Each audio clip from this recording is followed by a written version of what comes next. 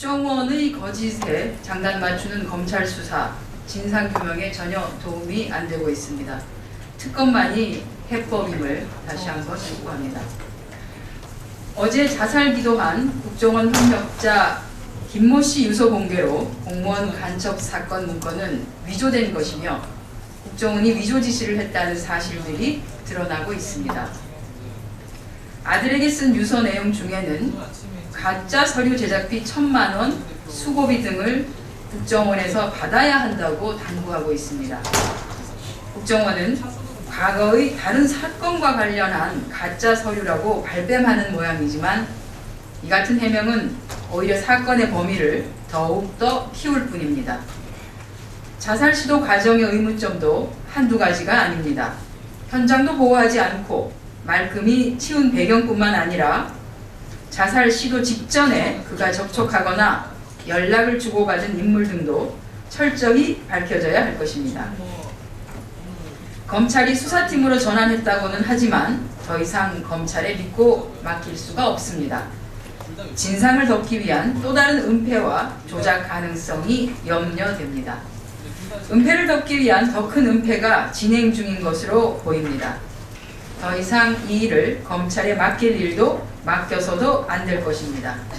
명백한 사실관계와 범죄 혐의에도 불구하고 국정원의 거짓에 장단을 맞춰주는 얼치기 진상 수사의 핵심 참고인 보호마저 허점투성이인 검찰의 사건 은폐 동조와 시간 끌기는 진상규명에 전혀 도움이 안 되기 때문입니다. 다시 강조하지만 사건의 본질은 국가기관이 국정원이 외국 정부 공문서 위조를 통해서 재판 증거를 조작한 것입니다. 이 점에 있어서 검찰은 절대 자유로울 수 없습니다. 또한 남재준 국정원장과 황교안 법무부 장관은 이번 사태에 대한 책임을 지고 사퇴해야 할 것입니다. 특검만이 국민의 신뢰할 수 있는 유일한 진상규명 방안입니다. 대통령과 새누리당은 즉각 특검을 수용해야 할 것입니다. 다 아시겠지만 내일은 제106주년 세계 여성의 날이기도 합니다. 제106주년 세계 여성의 날을 맞이하여 민주당 논평 드리도록 하겠습니다.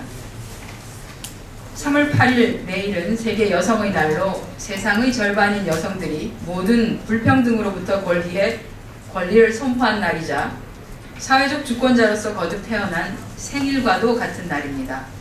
하지만 송파의 세모녀 자살에 이어 계속되는 엄마들의 죽음은 대한민국 여성들이 겪고 있는 불행과 절망을 단적으로 보여주고 있습니다. 여성 취업자의 40.6%가 비정규직이고 임금은 남성의 60%에 불과합니다. 더구나 최저임금 미만을 받는 여성 비율이 2003년 13.7%에서 2013년 26.1%로 2배나 증가하였습니다. 박근혜 정부가 주창하는 시간 선택제 일자리 정책으로 이러한 문제는 더욱더 심화될 것으로 예상됩니다.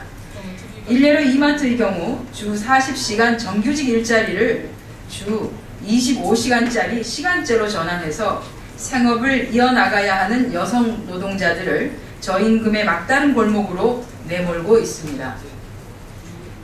대한민국 최초의 여성 대통령 시대를 맞았다고는 합니다만 여성들이 느끼는 유리천장은 더욱 단단합니다. 장 차관급 72명 중에서 여성은 4명, 5.5%에 불과하고요. 청와대 비서관급 인사 53명 중에서 3명의 여성밖에 없습니다.